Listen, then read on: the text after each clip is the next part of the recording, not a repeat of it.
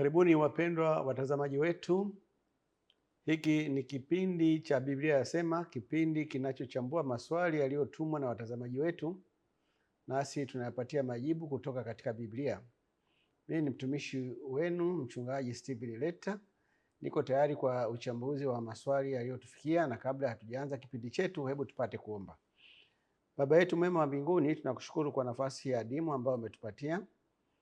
Tunaomba msaada wa Roho wako Mtakatifu atuongoze katika kujadili mada mbalimbali zilizotufikia, ili kusudi mtazamaji wetu apate uelewa unaohitajika katika kufanya maamuzi sahihi ya kuokolewa.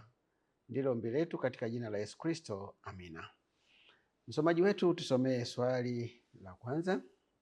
Je, wanadamu waliokombolewa watarejea kwenye hali aliyokuwa nayo Adam na Hawa kabla hawajaanguka dhambini? Huyu ametaka kujua hali ya wanadamu watakaokombolewa, kama watarejea katika ile nafasi ambayo Adamu na Hawa walikuwa nayo au itakuwaje. Majibu ni kama ifuatavyo. Katika kitabu cha Mwanzo sura ya 3 fungu la 22 hadi 24 tunasoma maneno yafuatayo. Bwana Mungu akasema, basi huyu mtu amekuwa kama mmoja wetu kwa kujua mema na mabaya, na sasa asije akanyosha mkono wake akatwaa matunda ya mti wa uzima akala, akaishi milele. Kwa hiyo Bwana Mungu akamtoa katika bustani ya Edeni ailime ardhi ambayo katika hiyo alitwaliwa. Basi akamfukuza huyo mtu, akaweka makerubi upande wa mashariki wa bustani ya Edeni, na upanga wa moto uliogeuka huko na huko kuilinda njia ya mti wa uzima. Hayo ndio madhila yaliyomtokea mwanadamu, kwa maana ya wanadamu wale wa kwanza, Adamu na Eva. Baada ya kuanguka dhambini, walifukuzwa kutoka katika ile bustani, na kuanzia wakati huo maisha ya mwanadamu yamekuwa magumu. Maisha ya mwanadamu yamekuwa magumu. Sasa mtazamaji wetu anataka kujua kwamba baada ya kukombolewa hali itakuwaje. Hadhi ya mwanadamu kabla ya dhambi ilikuwa ya juu sana kuliko viumbe wengine wote aliomba Mwenyezi Mungu. Mungu alikusudia mwanadamu aishi milele na kutawala pamoja naye katika enzi yake. Haya ndio makusudi ya Mungu, na haya yalikuja kutokea baadaye. Ni bahati mbaya tu kwamba yalitokea hivyo, lakini haukuwa mpango wake. Mwanzo 1 fungu la 26 Biblia inasema, Mungu akasema, na tufanye mtu kwa mfano wetu, kwa sura yetu, wakatawale samaki wa baharini na ndege wa angani na wanyama na nchi yote pia na kila chenye kutambaa kitambaacho juu ya nchi. Kwa hiyo dhima ya Mungu ya kumuumba mwanadamu, kile kilichomsukuma hasa Mungu kwa nini amuumbe mwanadamu wakati kulikuwa na viumbe wengine, ni kwa sababu alikusudia huyu kiumbe anaitwa mwanadamu awe mtawala. Awe mtawala, atawale dunia na mazingira yote ya hapa duniani, na kupitia uzoefu huo wa kutawala amuinue juu zaidi katika utawala wa maeneo mengine ya dunia, lakini pia muinue juu zaidi kumfanya mtawala mwenza katika enzi yake, katika ufalme wake huyo Mungu. Ni wazo kubwa la juu sana ambalo wakati fulani sisi tunapojiangalia wanadamu tukitafakari, tunaona kana kwamba jambo hilo ni mzaha tu, kwamba mwanadamu kweli siku moja angeweza kuwa mtawala mwenza wa Mungu, atawale malimwengu mengine, asaidiane na Mungu katika kutawala hayo malimwengu. Lakini huo ndio mpango wa awali wa Mungu. Lakini alipotenda dhambi, mpango huo ukasitishwa. Hata hivyo, mpango wenyewe haukubadilika, ukabaki pale pale. Mungu alikuwa amepanga kumrejeshea mwanadamu uzima wa milele na utawala, vitu ambavyo vilikuwa vimesitishwa. Uzima wa milele ulisitishwa na utawala wa mwanadamu ulikuwa umesitishwa vile vile. Mungu akawa na mpango kumrejeshea hivyo vitu vilivyositishwa. Katika kitabu cha Ibrania 2 fungu la 6 Biblia inasema hivi, mwanadamu ni nini hata umkumbuke? Huyu mwandishi wa Biblia ambaye nadhaniwa kwamba ni Paulo Anauliza swali la umakini sana lenye tafakuri. Yeye anataka kujua mwanadamu hasa ni nani, ana thamani gani, ana hadhi gani? Mwanadamu ni nini hata umkumbuke, ama mwana wa binadamu hata umwangalie? Umemfanya mdogo punde kuliko malaika, umemvika taji ya utukufu na heshima, umemtawaza juu ya kazi za mikono yako, umeweka vitu vyote chini ya nyayo zake. Kwa maana katika kuweka vitu vyote chini yake hakusaza kitu kisichowekwa chini yake. Lakini sasa bado hatujaona vitu vyote kutiwa chini yake. Unasikiza vizuri huo mpango wa awali wa Mungu.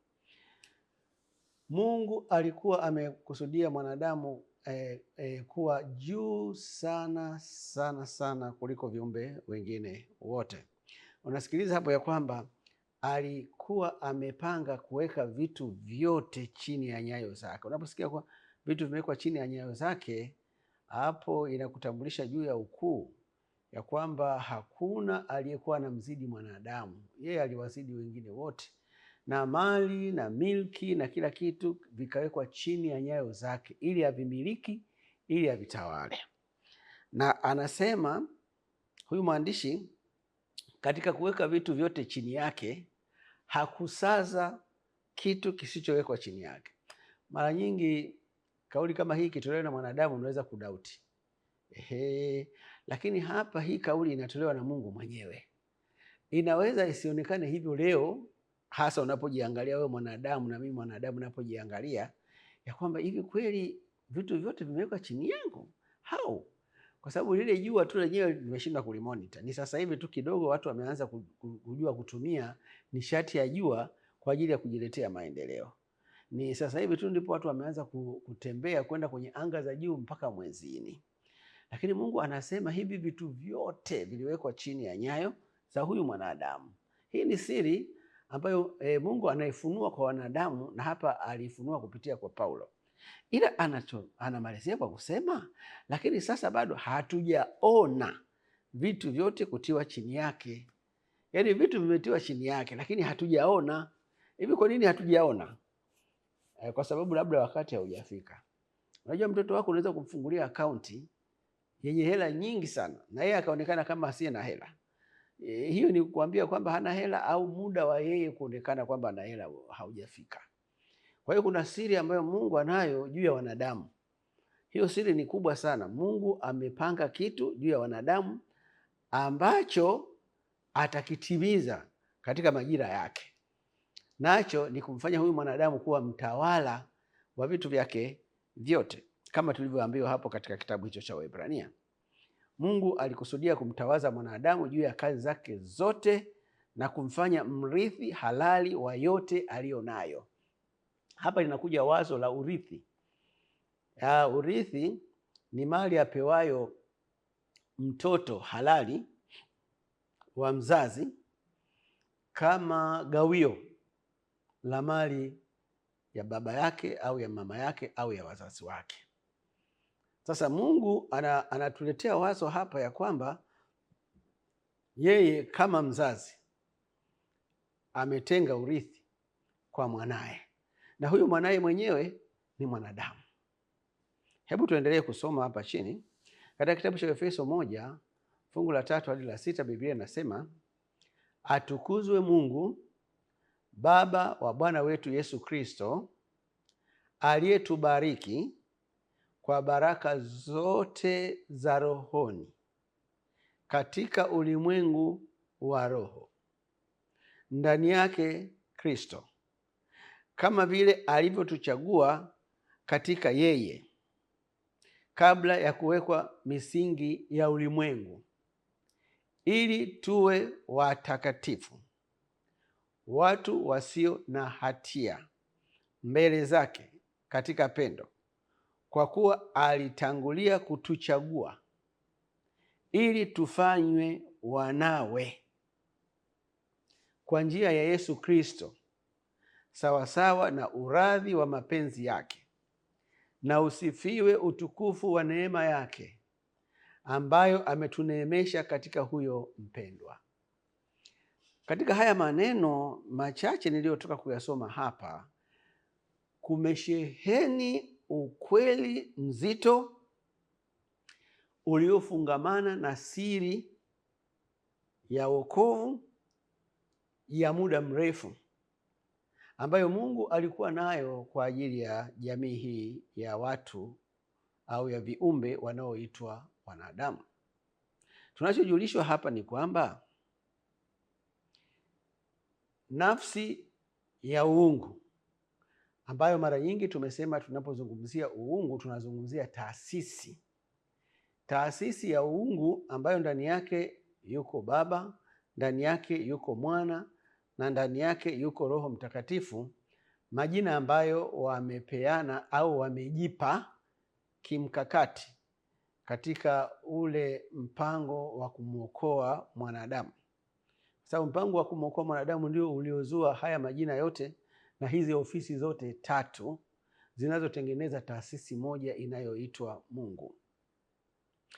Nafsi moja ikajiita Baba na nafsi ya pili ikajiita Mwana. Na kwa nini nafsi moja ikaitwa Baba na nafsi nyingine ikaitwa Mwana? Ilikuwa ni katika kutekeleza ile nia ya Mungu kumfanya mwanadamu kuwa mrithi halali wa vyote alivyo navyo.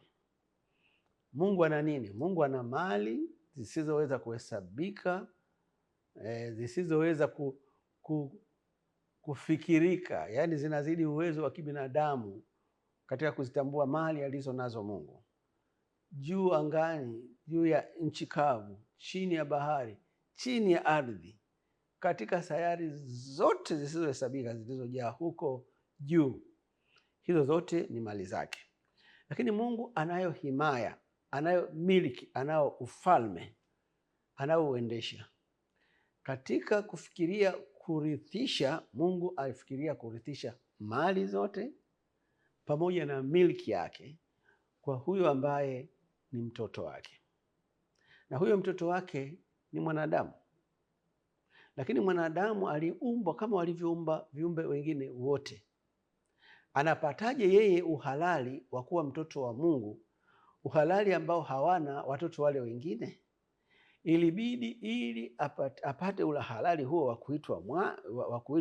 wa kutambulika kama mtoto wa Mungu au mwana wa Mungu mwenye haki ya kurithi yale Mungu anayokusudia kuyarithisha, alitakiwa mmoja aliye mkamilifu, asiye na dhambi, afanyike mwana wa Mungu, na huyo si mwingine ni Yesu Kristo, au Neno, ambaye kule katika Yohana moja tu alitambulishwa kama Neno aliyekuwepo tangu mwanzo, baadaye akafanyika mwili, na alipofanyika mwili akawapa wanadamu uwezo wa kufanyika watoto wa Mungu.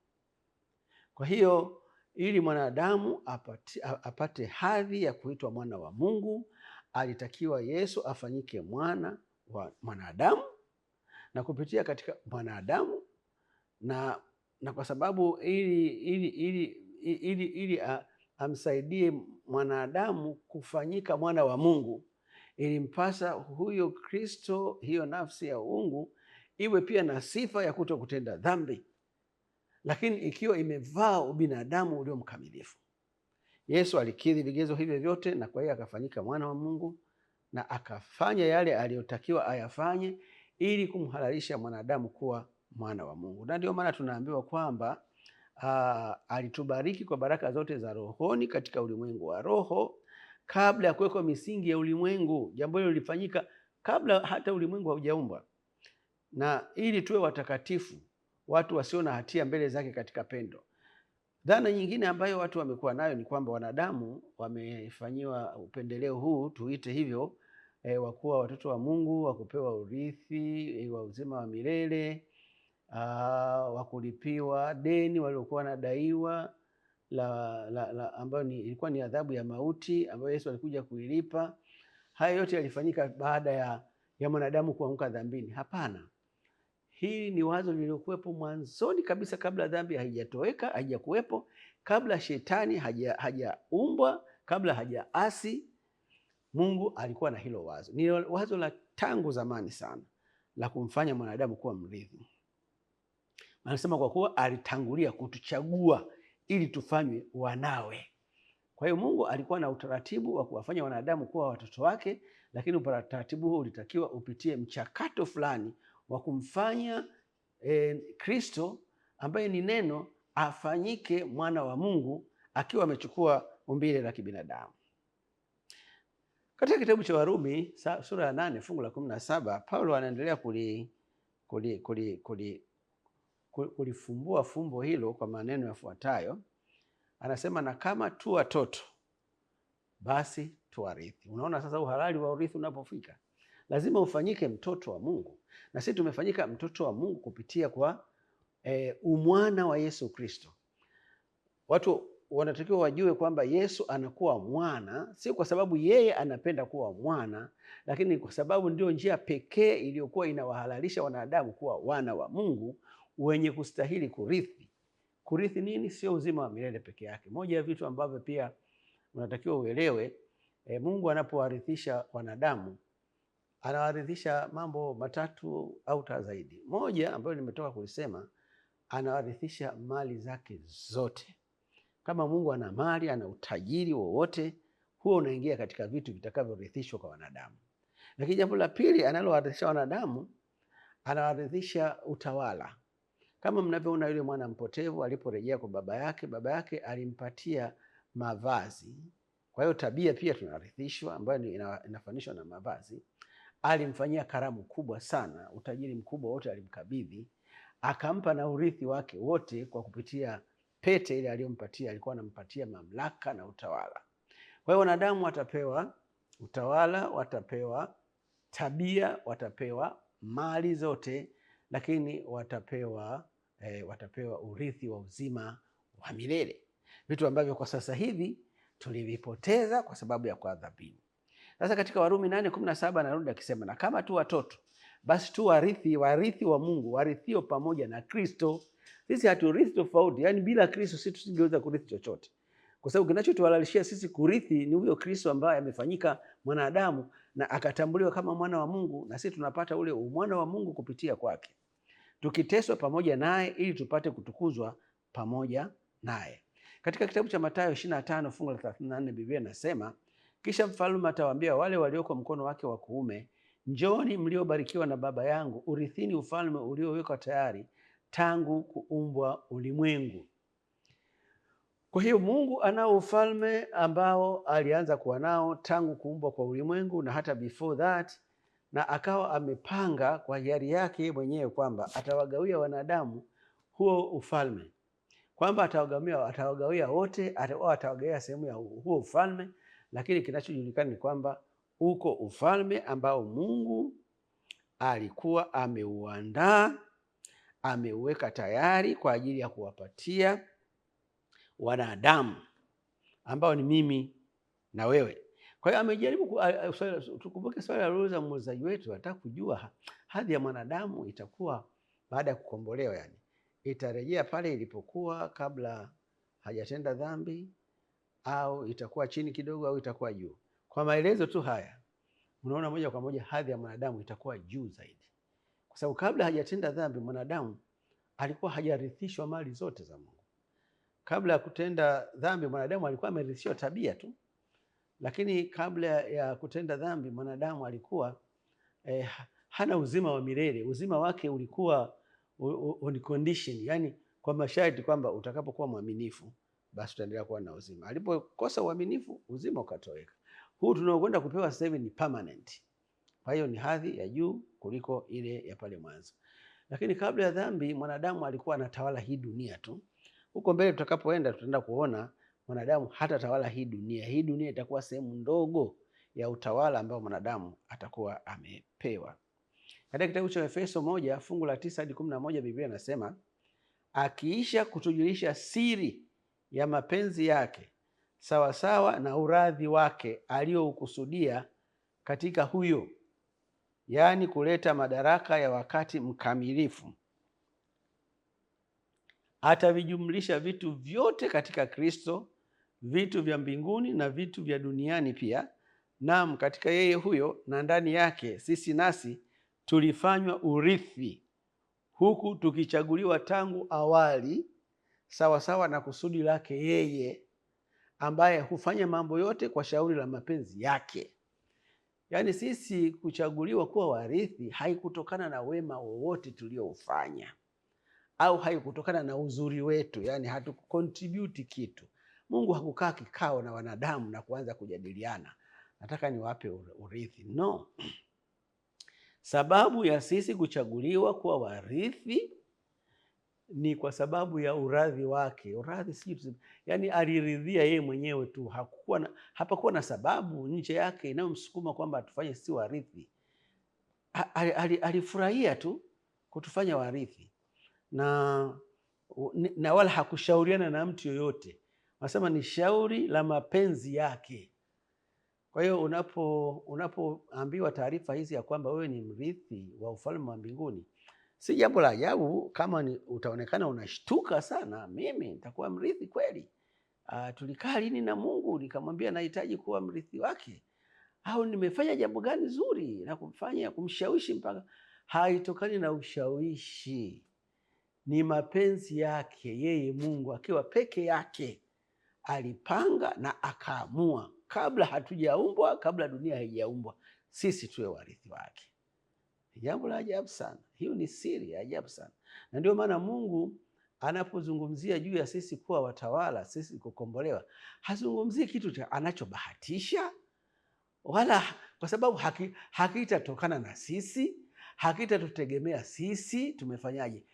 Sehemu kubwa sana itakayoamua wewe uwe katika hicho Mungu alichokipanga au siwepo ni maamuzi yako, ni uhuru wako, kwa sababu Mungu ameweka kitu kinaitwa uhuru wa kufanya maamuzi ambao Mungu anauheshimu sana. Ikiwa utazidi kung'ang'ania tu kwa nguvu kabisa kwamba hutaki kuwa sehemu ya urithi, Mungu atatekeleza ombi lako hilo na kukuondoa katika huo mpango. Lakini kwamba utashindwa kufikia hicho Mungu alichokikusudia kwa sababu wewe umeshindwa kukidhi vigezo. Kwani kuna vigezo gani vilivyowekwa ili wewe ufanywe mrithi? Na unapompatia mtoto urithi, unajua tofauti ya urithi na mkataba ni kwamba kwenye mkataba pande mbili zinakubaliana kwamba wewe utakapotekeleza hiki, mimi nitatekeleza hiki.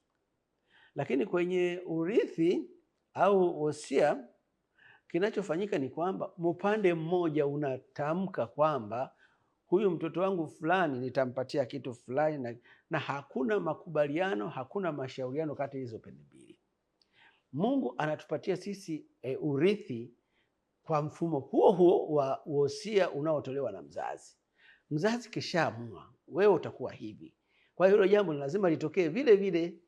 Haijalishi wewe mtoto uliyepangiwa na mzazi kupewa ndege, kupewa magari, kupewa majengo ya ghorofa, unafanana na huyo mzazi au hufanana naye, hiyo haijalishi.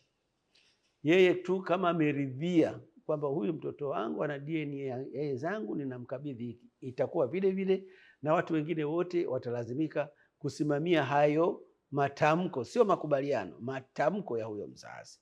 Kwa hiyo mzazi wetu Mungu amejitolea kuwa mzazi wetu, mzazi wa hiari, na sisi ametuchagua kama watoto wake wa hiari, wala haitokani na kuzaliwa. Sisi hatukuzaliwa na Mungu, sisi tumezaliwa kwa njia ya Roho Mtakatifu kupitia kwa Yesu Kristo. Yesu ndiye ambaye amekuwa mwana wa Mungu, naye pia sio kwa kuzaliwa, kwa kufuata kwa kisheria. Alifanyika mwanadamu kama Adamu alivyokuwa, akaja akajaribiwa kama alivyojaribiwa Adamu, na akashinda yale majaribu kisheria, akatambuliwa kwamba huyu ni Adamu wa pili, anawakilisha jamii ya wanadamu. Na pale ambapo Adamu wa kwanza alishindwa, huyu akaja akashinda, anafanya wanadamu wote wahesabiwa kwamba wameshinda. Kwa hiyo huyu ni mtoto wetu, huyu ni kaka yetu wa kwanza, anakutangulia pale, Biblia inamuita mzaliwa wa kwanza, na sisi pia tunapewa hadhi hiyo ya mzaliwa wa kwanza, na siku zote mzaliwa wa kwanza anakuwa na hadhi ya juu sana kuliko watoto wengine. Katika kitabu cha Wakolosai 3 fungu la 24 Biblia inasema, mkijua ya kuwa mtapokea kwa Bwana ujira wa urithi, mnamtumikia Bwana Kristo. Sasa hapa kuna mawazo mawili. Urithi ni ujira au urithi sio ujira? Biblia inazungumza hapa kwamba mkijua ya kuwa mtapokea kwa Bwana ujira wa urithi. Kumechanganywa mambo mawili hapa. Kwenye huo urithi pia kuna ujira ndani yake, kwa maana ya kwamba kuna wale ambao waliagizwa kwamba fanyeni hivi. Biblia tumesema kwamba watakatifu ni wale wazishikao amri za Mungu na kuwa na imani ya Yesu. Sasa kuwa na imani ya Yesu ni jukumu ambalo huyu anayetakiwa kurithi anatakiwa alionyeshe katika maisha yake, lakini anawezeshwa na Roho Mtakatifu. Hata kuzitii amri za Mungu ni kitu ambacho huyu mwenye kuahidiwa urithi anatakiwa akionyeshe katika kipindi cha uhai wake, lakini hakitokani na juhudi zake, kinatokana na nguvu anayopewa na Roho Mtakatifu. Kama mtu atakuwa mzembe, asitoe ushirikiano kwa Roho Mtakatifu, na kiasi ambacho hayo mambo mawili yanakosa kuzalishwa, hali ya kutii amri za Mungu inakosekana, hali ya kuwa na imani ya Yesu inakosekana, huyo mtu atapoteza uzima wa milele na urithi wote, kwa sababu hapo urithi umekaa katika sura ya ujira. Na ndio maana Yesu anazungumza kwamba atakapokuja anakuja kuwapatia wanadamu urithi. Kwa hiyo hali ya hadhi ya wanadamu watakaokombolewa itazidi ile waliokuwa nayo Adamu na Hawa kabla hawajaanguka dhambini. Hivyo ndivyo ukweli wa mambo. Katika kitabu cha Warumi 8:18 Biblia inasema, kwa maana nahesabu mateso wakati huu wa sasa kuwa si kitu kama utukufu ule utakaofunuliwa kwetu. Unapozingia mara zote utukufu au glory, hiyo ni hali ya kiwango cha juu sana, kiwango cha juu sana ambacho, yani utukufu kwa kawaida, hiyo ni hadhi ya Mungu. Mungu ndio mwenye utukufu, na atakapokuja mawinguni atakuja kwa utukufu, yani kitu ambacho mwanadamu akikiangalia hivi hata uwezo wa kustahimili kukiangalia ni mpaka awezeshwe utukufu. Ndio maana waovu wataungua, waovu wataangamia kwa kushindwa kustahimili kuangalia ule utukufu wa Yesu atakapokuwa anakuja kwa utukufu wake yeye mwenyewe, utukufu wa malaika na utukufu wa Baba. Sasa sisi wanadamu tutakaokombolewa tutapewa utukufu wa aina hiyo hiyo, utukufu ambao unapita ule Adamu na Eva waliokuwa nao. Katika kitabu cha Wakorintho wa pili 4:17 Biblia inasema, maana dhiki yetu nyepesi iliyo ya muda wa kitambo tu yatufanyia utukufu wa milele usidio kuwa mwingi sana. Sasa huo utukufu sio wa kawaida. Hata kama Adamu na Eva walikuwa na utukufu, lakini sio huu mwingi sana. Anasema uzidio kuwa mwingi sana. Hiyo ni sifa ya juu sana ya utukufu mwingine wote uliowahi kuonekana, hasa kwa wanadamu. Kwa hiyo wanadamu sisi tutakaokombolewa tutakuwa na huo utukufu uzidio kuwa mwingi sana. Na Waefeso 1:18 anasema, macho ya mioyo yenu yatiwe nuru, mjue tumaini la mwito wake jinsi lilivyo, na utajiri wa utukufu wa urithi wake katika watakatifu jinsi ulivyo. Utajiri wa utukufu. Kule nyuma tunaambiwa utukufu uzidio kuwa mwingi sana. Hapa tunaambiwa utajiri wa utukufu. Kumbe kuna utukufu usio wa utajiri. Huo tunaosubiria sisi ni utajiri wa utukufu. Sasa ni utukufu wa namna gani? Utakuwa unafanana na mwanga wa jua labda? Hicho ni kitu kidogo sana, kama tochi tu. Hayo ndiyo maisha ambayo Mungu ameyakusudia kwa wanadamu watakaokombolewa. Wafilipi 3:21 inasemaje? Atakaye ubadili mwili wetu wa unyonge upate kufanana na mwili wake wa utukufu, kwa uweza ule ambao kwa huo aweza hata kuvitisha vitu vyote viwe chini yake. Kwa hiyo tunasubiria kubadilishiwa huu mwili wa unyonge upate kufanana na mwili wake wa utukufu. Sasa tunapozungumzia mwili wa utukufu, ni ule mwili ambao Yesu alipaa nao kwenda mbinguni, na ule mwili ambao Yesu atakao kuja nao kuwachukua watakatifu wake. Ule mwili utakuwa sio wa kawaida. Ndio maana Yesu hata shuka na kukanyaga hii ardhi ya dunia. Maandiko yanatuambia atakuja na wingu, na hilo wingu litaganda hapo angani, na watakatifu watafufuliwa kutoka kwenye makaburi yao, na wale watakatifu watakaokutwa hai watanyakuliwa wote kwa pamoja ili kumlaki Yesu hewani, na wataanza safari ya kuelekea mbinguni. Yesu anapokuja na huo mwili wake wa utukufu, akija akikanyaga hii dunia italipuka kwa volkano sio ya kawaida. Sasa huo ndio mwili ambao sisi tutakuwa nao. Utakuwa sio mwili wa kawaida, hauna dhambi, hauna ulemavu, hauna ugonjwa, hauna watu wafupi, hauna watu wa ajabu ajabu. Yaani tutafikia kwenye kile kimo cha Kristo katika viwango vyote, Kwa hiyo nikutie moyo kwamba tunasubiria utukufu mkubwa sana. Wakolosai 3:4 Biblia inasema Kristo atakapofunuliwa aliye uhai wetu, ndipo na ninyi mtafunuliwa pamoja naye katika utukufu. Petro wa kwanza 4:13 lakini kama mnavyoshiriki mateso ya Kristo furahini, ili na katika ufunuo wa utukufu wake mfurahi kwa shangwe. Petro wa kwanza 5:1 na wasii wazee walio kwenu, mimi niliye mzee mwenzi wao na shahidi wa mateso ya Kristo na mshirika wa utukufu utakaofunuliwa baadaye. Petro wa kwanza 5:10-11 na Mungu wa neema yote aliyewaita kuingia katika utukufu wake wa milele katika Kristo, mkiisha kuteswa kwa muda kidogo, yeye mwenyewe atawatengeneza na kuwathibitisha na kuwatia nguvu, uweza una yeye hata milele na milele. Wafilipi 3:20 kwa maana sisi wenyeji wetu huko mbinguni, kutoka huko tena tunamtazamia Mwokozi Bwana Yesu Kristo. Ufunuo 21:3 nikasikia sauti kubwa kutoka katika kile kiti cha enzi ikisema, tazama maskani ya Mungu ni pamoja na watakatifu, ni pamoja na wanadamu, naye atafanya maskani yake pamoja nao. Waefeso 2:19 basi tangu sasa ninyi si wageni wala wapitaji, bali ninyi ni wenyeji pamoja na watakatifu wakuu, watu wa nyumbani mwake Mungu. Kwa hiyo kifupi ni kwamba tutakuwa na hali iliyo bora sana kuliko hali waliokuwa nayo Adamu na Eva, mara nyingi kuliko hali tulionayo sasa hivi. Moja ya vitu vya hasara sana ambavyo mwanadamu atavipata ni kukosa hiyo fursa ambayo umeshapiganiwa tayari, wala huhitaji wewe kulipia kitu chochote, ni kumwamini Yesu tu, na hatimaye anapokuja anakuchukua kwenda mbinguni.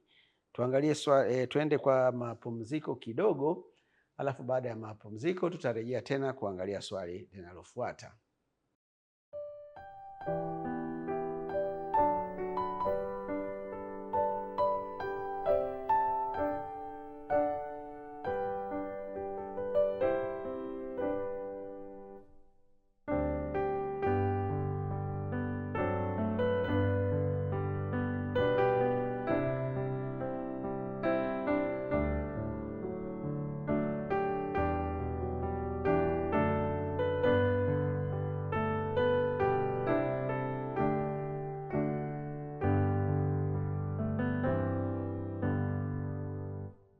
Karibuni tena baada ya mapumziko. Tumerejea kwa ajili ya kuangalia swali linalofuata. Tusomee swali linalofuata.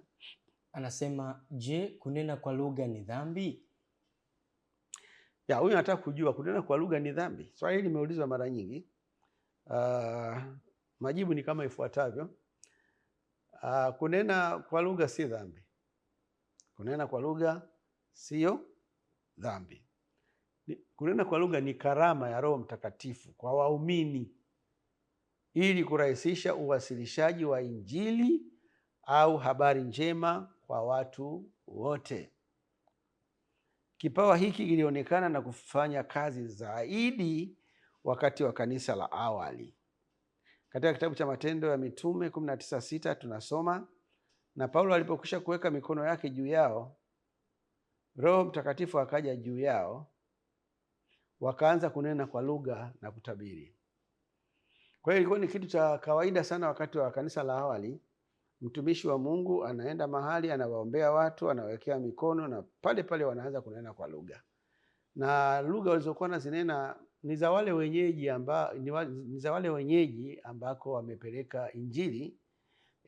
Walikuwa hawawezi kuelewa kwa lugha nyingine. Unajua advantage tulionayo leo duniani ni kwamba tunayo lugha ambayo inajulikana duniani kote. Yaani Kiingereza, ziko nchi chache wasizofahamu Kiingereza. Kwa hiyo unapokuwa unaenda Kenya au umeenda hata nje ya Afrika, mahali popote, Sweden, wapi, kuna uwezekano mkubwa baada ya kuongea na watu wawili watatu ukapata mtu anayejua Kiingereza na mkawasiliana.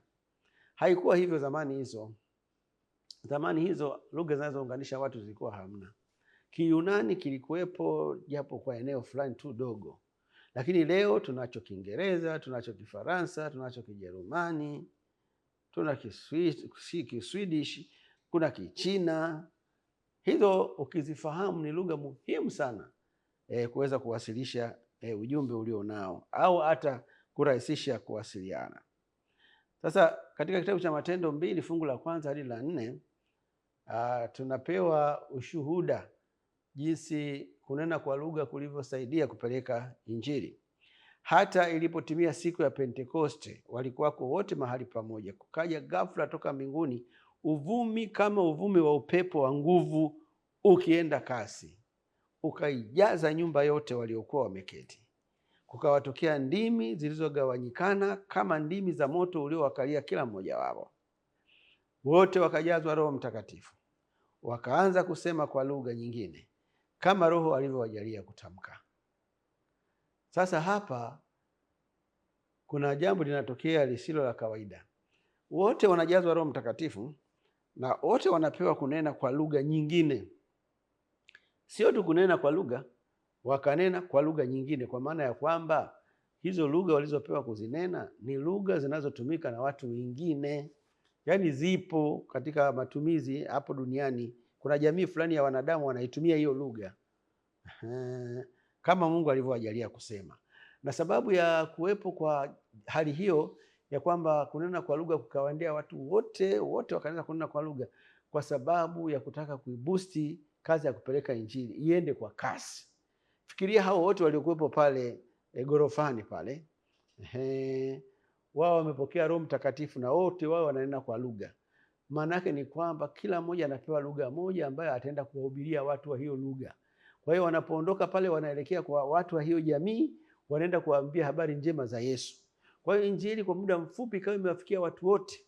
Lakini kama wangekuwa na lugha moja inayofahamika kama Kiingereza, na kulikuwa na vyombo vya habari kama tulivyo navyo leo, television, redio, wasingehitaji hiyo lugha. Mtu mmoja tu anakaa pale kwenye station ya redio na kwenye runinga anaanza kutangaza habari njema na watu wote wanamsikiliza. Au hata kama hao wenyewe wangeamua kwenda, hakuna vyombo vya mawasiliano kama tulivyo navyo leo, wangeweza kwenda na farasi na ngamia, kila mmoja anaenda kwenye kijiji kimoja, anaenda kuhubiri kwa kutumia lugha moja tu inayofahamika na watu wote. Lakini hawakuwa na hiyo advantage miaka hiyo. Kwa hiyo ikabidi Roho Mtakatifu ajiongeze, awapatie lugha za watu wengine. Lugha ile ambayo Roho aliwajalia kunena siku ile ilitambulika na wasikilizaji wao, tofauti na lugha zinazodaiwa ni za Roho Mtakatifu zinazotamkwa leo, ambazo hakuna aliyejitokeza kuzitambua. Sasa hapo ndipo inapoanza kuingia kuwa kunena kwa lugha kunakuwa dhambi. Yaani kunena kwa lugha kunapokiuka kanuni za unenaji wa lugha, hapo sasa inaanza kuwa dhambi. Kwa sababu sasa manake ni nini hapo? Unakuwa ni upotoshaji ambao lengo lake si jema. Unanena lugha ambayo hakuna mtu yote anayejua, hata wewe mwenyewe muongeaji huijui. Swali linakuja, ni nani sasa anayefaidika na hiyo lugha yako?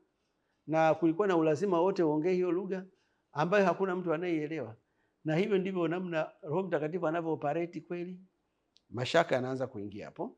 Katika kitabu cha Matendo 2 fungu la 6 hadi la 8, Biblia inasema, basi sauti hii iliposikiwa, makutano walikutanika, yani wale waliokuwa wananena kwa lugha wale, wakashikwa na fadhaa, kwa kuwa kila mmoja aliwasikia wakisema kwa lugha yake.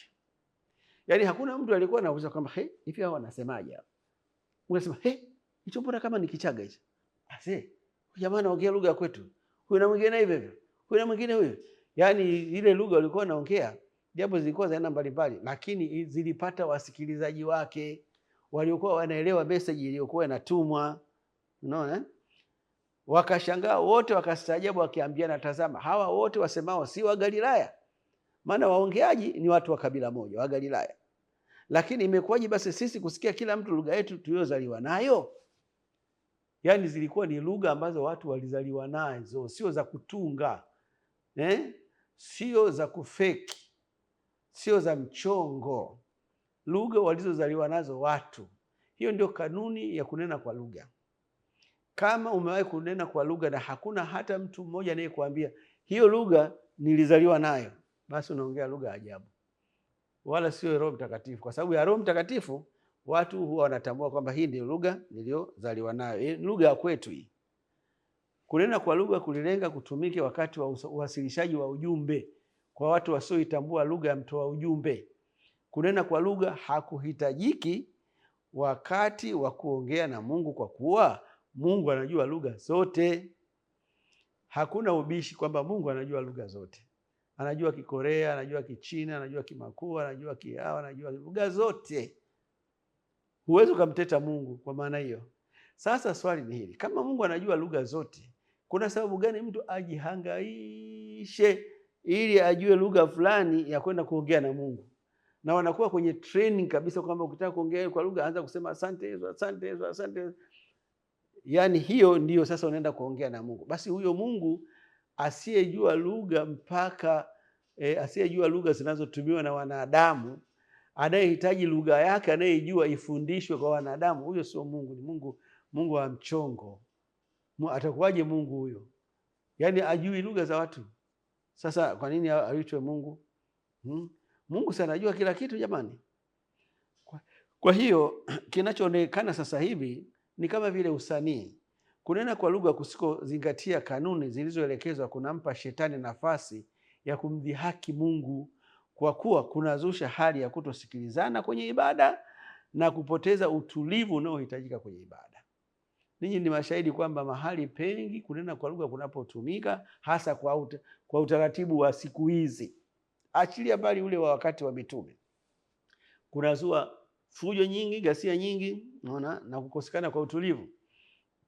Na mbaya zaidi, message haiwafikii walengwa. Wakorintho wa kwanza 14:27, hapa kuna kanuni ya kunena kwa lugha. Kama mtu akinena kwa lugha, wanene 2 au 3, sio zaidi. Tena zamu kwa zamu, wanaongea akimaliza, haya wa pili endelea wewe, haya watatu na wewe endelea, hivyo.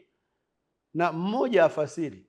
Yaani baada ya hiyo lugha kuongea, umeongea labda sentensi nzima, au tutakusubiri uongee mpaka mwisho, atokee mtu anasema huyu ndugu alikuwa anasema hivi na hivi na hivi. Kama asipokuwa mtu wa kutafsiri, ni makosa hayo. Maana sasa si wengine tutajuaje alikuwa anaongea nini? Na kama alichokuwa anaongea ilikuwa sio lazima sisi tukijue, kwa nini aongee wa kupayuka? Si angeenda atafute kichaka fulani hapo akaongea na Mungu wake hapo. Unaona? Huo ndio utaratibu wa namna ya kunena kwa lugha. Kunena kwa lugha kwa namna tunavyofanyika sasa hivi, licha ya kuondosha utulivu kwenye ibada, kuna wazuia watu kuwasilisha haja zao kwa Mungu kutokana na kutumia lugha wasioijua. Angalia hapa, hasara sasa inaenda kwa huyo mwenye kuongea, anayedai anaongea kwa lugha. Licha ya kuwafanya watu wengine unawapotezea muda wao, maana huwatafsirii, hata we mwenyewe unayeongea kwa lugha unashindwa kutoa haja za moyo wako. Sikiliza hii kanuni hapa. Wafilipi 4:6. Msijisumbue kwa neno lolote, bali katika kila neno kwa kusali na kuomba pamoja na kushukuru haja zenu zijulikane na Mungu. Yaani maombi ambayo haja hazijajulikana na Mungu, hazijawasilishwa kwa Mungu, hayo maombi ni ya bure, hayana maana yoyote. Yaani wewe unaongea halafu huwasilishi hata haja zako kwa Mungu. Na sababu ya kusema kwamba haja za watu wanaonena kwa lugha wa sasa hivi haja zao hazimfikii Mungu ni hivi. Wewe kama kuna jambo ulikuwa unamwambia Mungu, labda Mungu nisaidie nipate ada ya mtoto, labda Mungu nisaidie nipate mchumba, na umetumia lugha usioijua, tukikuuliza ulikuwa unasema nini, unasema mimi sijui nilichokuwa nasema. Sasa nani anajua? Mungu yeye anajua. Kwa nini yeye Mungu anajua? Si nilikuwa natumia lugha ya mbinguni ya kwake. Ulikuwa unamwambiaje? Mimi sijui. Sasa swali ni hili, wewe haja zako unazipeleka lini? Maana hicho ulichokuwa unakipeleka pale hapakuwa na haja yako hata moja. Yaani hiyo haja yako inawezaje kuwa kwenye lugha usioijua? Unabebeshaje haja zako kwenye lugha usioijua? Unajuaje kwamba hapo uliomba mchumba? Unajuaje kwamba hapo uliomba pesa? Kwa hiyo shetani amefanikiwa sana kwa kuleta hii lugha ambayo imewazuia watu kuwasiliana na Mungu na kumweleza haja zao. Na kwa hiyo si lugha nzuri, ina madhara makubwa sana, inawakosesha watu vitu ambavyo ilikuwa ni stahiki yao wavipate. Katika Wakorintho wa kwanza 14 fungu la 8 hadi 11 Biblia inasema, kwa maana baragumu ikitoa sauti isiyojulikana, ni nani atakayejifanya tayari kwa vita? Vivyo hivyo na ninyi msipotoa kwa ulimi neno lililo dhahiri, yaani linalojulikana, neno lilo linenwalo litajulikanaje? Maana mtakuwa mkinene hewani tu. Yamkini ziko sauti za namna nyingi duniani, wala hakuna moja isiyo na maana. Basi nisipoijua maana ya ile sauti, nitakuwa kama mjinga kwake yeye anenaye, naye anenaye atakuwa mjinga kwangu. Unaona, mekutana wajinga wawili hapo. Wewe unaongea hujui unachokiongea, na mimi nakusikiliza pia sijui unachoongea. Kwa hiyo wajinga wawili mekutana. Kwa nini nyumba za ibada tunazifanya mahali pa wajinga waliokutana kuonyeshana ujinga? Na hayo sio maneno yangu, ni Biblia inasema. Neno lile unalotamka lisipokuwa dhahiri, mtu atajiandaaje? Labda ulikuwa unasema jamani, tuondokeni humu ndani, kuna umeme, panaungua, kuna umeme umepata shoti. Umeongea kwa lugha ambayo mimi sijui na wewe hujui. Sasa mimi nitajiwekaje tayari kukimbia kutoka nje? Umeona? Kwa hiyo kunena kwa lugha kumevamiwa. Kuna mkakati umeandaliwa na adui wa kuhujumu mawasiliano kati ya Mungu na wanadamu aliowaumba na aliowakomboa. Wakati ambapo Mungu alikuwa anataka hii lugha iwasilishe habari njema kwa watu wasiojua lugha ya hawa wanenaji, ili watu wajiandae wampokee Yesu awe Bwana na Mwokozi wao. Sasa lugha inatumika hovyo kabisa, wala sio kupeleka habari njema kwa watu walio gizani, bali eti kwa ajili ya kuongea na Mungu. Na hata wakiulizwa mnaongea nini, wenyewe wanakuwa hawajui. Hatari nyingine inayosababishwa na kunena kwa lugha katika zama hizi ni kuzigeuza nyumba za ibada kuwa mahali pasipo rafiki kwa watoto, kutokana na kuwepo kwa kelele na purukushani ziletwazo na kunena kwa lugha. Yaani kama kuna mahali pana kelele nyingi siku hizi ni maeneo ya ibada, ambako hiyo ibada inasemekana kwamba watu wananena kwa lugha. Na watoto ni waathirika wakubwa, kwa sababu wao hawajui kinachoendelea. Wanachoshuhudia ni kwamba watu wanaongea kwa sauti za juu, wanaongea mambo wasioyaelewa, na kwa hiyo badala ya kuwa mahali penye utulivu, panakuwa mahali ambapo hapafai. Wakorintho wa kwanza 14 fungu la 23 Biblia inasema, haya, ikiwa kanisa lote limekusanyika pamoja na wote wanene kwa lugha, kisha ikawa wameingia watu wajinga au wasioamini, je, hawatasema ya kwamba mna wazimu? Sasa hivyo ndivyo watu wengi wamezichukulia nyumba za ibada, ambako kunena kwa lugha kunafanywa kwa utaratibu usioelekezwa na Biblia, kwamba hawa watu hawa ni wehu, hawa watu wamechanganyikiwa, hawa watu hawako sawa kichwani. Na sababu ni wazi tu kwamba kwa nini wanaongea lugha isiyojulikana. Sasa hii lugha ni Kimakonde au ni Kihedi, kitu gani hicho? Wao wenyewe wanashindwa kubainisha kwamba lugha walikuwa wanaongea ni lugha gani na tafsiri yake ilikuwa ni nini, na vitu ambavyo vimesisitizwa sana kwenye Biblia kwamba kunena kwa lugha kupo, ongeeni tu, hamna shida, ila kanuni ni hizi. Hizo kanuni hazitekelezwi. Kwa hiyo nyumba ya ibada inafanywa mahali ambapo pana kelele zisizo za lazima, panakosa utulivu, lakini pia watu wanaopita nje hawapatofautishi sana na klabu. Hivi unajua mtu anaposema watu hawatasema ya kwamba mna wazimu, ni lugha nyingine ya kusema watu watawachukulia kama mmekunywa pombe. Kwa sababu ukipita kilabuni, hiyo ndio vitu vya kawaida kabisa kuvisikia. Watu wanapiga mayowe wiki.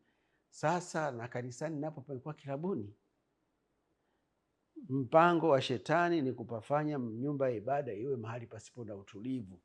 Mungu anasikitika sana anapoona ibada zilizokuwa zimekusudiwa kuwa tulivu na huku zikimrudishia Mungu utukufu zinafanyika katika mazingira yasiyo tulivu, na nyumba yake inageuzwa pango la wanyang'anyi. Katika Mathayo 21:12 hadi 14 Yesu alitahadharisha hali hiyo. Yesu akaingia ndani ya hekalu, akawafukuza wote waliokuwa wakiuza na kununua hekaluni, akazipindua meza za wabadili fedha na viti vyao waliokuwa wakiuza njiwa, akawaambia, imeandikwa, nyumba yangu itaitwa nyumba ya sala, bali ninyi mmeifanya kuwa pango la wanyang'anyi. Na vipofu na viwete wakamwendea mle hekaluni, akawaponya. Katika siku Yesu alizokaa hapa duniani, alishuhudia hali hiyo ya kukosa utulivu katika nyumba za ibada na alikemea kwa nguvu sana. Sasa ninapiga picha kwamba leo Yesu angerudi duniani, angeona yanayoendelea katika nyumba za ibada, asingetoa kauli kama ile aliyoitoa wakati akiwa hapa duniani. Je, angeridhishwa na hali hiyo inayoendelea katika nyumba za ibada au angeonyesha kuto kuridhishwa? Nina hakika ya kwamba asingeridhishwa hata kidogo. Mpendwa mtazamaji unaoniangalia, kama umekuwa ukishiriki ibada hiyo ambayo inatengeneza ghasia, inafanya mahali pa ibada pasiwe na utulivu, inatengeneza sauti za juu zinazoumiza masikio na kuwapatia utisho watoto, jiepushe na ibada hiyo. Nenda uwaambie kwa moyo wa upendo mwingi kabisa ya kwamba, wapendwa, tumekatazwa hiki kitu tunachokifanya. Mungu ametoa maelekezo ya kunena kwa lugha ambayo tunapaswa kuyafuata. Kunena kwa lugha kufanywa na watu wawili au watatu, tena zamu kwa zamu, na mmoja afasiri. Kama haitazingatiwa mambo hayo, watu hawaneni wawili watatu, na watu hawatafsiri, basi tuacheni hiyo lugha, tuongee na Mungu wetu kwa lugha yetu, kwa sababu Mungu anajua lugha zote. Na kama tunawahubiria watu wa huko, tutumie Kiswahili, tutumie Kiingereza. Watu wanakifahamu Kiswahili. Kwa Tanzania hii hakuna mahali utaenda ukawahubiria watu Kiswahili asiwepo mtu wa kuwasaidia wale wasiojua Kiswahili, kwamba huyu hapa amesema hivi na hivi na hivi na hivi. Katika mazingira ya sasa, sioni ulazima wa kuendelea kunena kwa lugha, kwa sababu changamoto zilizokuwepo wakati ule hatunazo tena sasa hivi. Mathayo 6:7 inasemaje? Nanyi mkiwa katika kusali, msipayuke payuke kama watu wa mataifa, maana wao hudhani ya kuwa watasikiwa kwa sababu ya maneno yao kuwa mengi. Kwa nini kunena kwa lugha kunaendana sana na kupayuka? Yaani mtu anena kwa lugha hawezi kuongea kwa sauti kidogo. Kwa mfano, watu wanasema wanaongea na Mungu. Fine. Tuchukue kwamba katika kunena kwa lugha unaongea na Mungu. Sasa Mungu ukiongea naye kwamba kwa hiyo lugha yako sijui sapora pale kwa sauti ndogo kabisa, hatasikia. Ni mpaka upayuke kama unashindana na huyu mwingine ulionaye hapa. Unaona? Hiyo yenyewe inakuonyesha kwamba hiki kitu kimetoka nje, hakiko na utaratibu wa Yesu. Yesu angekuja hapa asingeridhia hiki kitu kinachoendelea. Nimesema hayo kwa sababu nakupenda, sitaki wewe uharibikiwe. Ukiona kama nakuingilia sana uhuru wako, unakosea sana. Wewe si unatumia Biblia, na haya ninayosema mimi sinatoa kwenye Biblia. Sasa shida iko na nani? Iko na yule anayesisitiza wenzake wafuate Biblia, au iko na yule ambaye hazingatii Biblia? Kwa hiyo nikuombe uzingatie hayo tuliyoyasema, yatakusaidia. Na tumefika mwisho wa kipindi chetu. Nakushukuru wewe ambaye umekuwa pamoja nami tangu tulipoanza kipindi chetu mpaka wakati huu. Haya uliojifunza yakusaidie kufanya uamuzi, ili siku moja nawe ukapate kuokolewa pamoja na ndugu zako. Sasa napokwenda kuhitimisha kipindi hiki, hebu inamisha kichwa mahali ulipo tupate kuomba. Mungu wetu, nakushukuru sana kwa ajili ya huyu mtazamaji ambaye amefuatilia kipindi na tumefika naye katika hatua hii ya mwisho. Msaidie sasa kufanya uamuzi ili aokolewe yeye pamoja na jamaa yake, na apate nafasi ya kurithi uzima wa milele ule uliokwenda kutuandalia. Ndilo ombi letu katika jina la Yesu Kristo. Amina.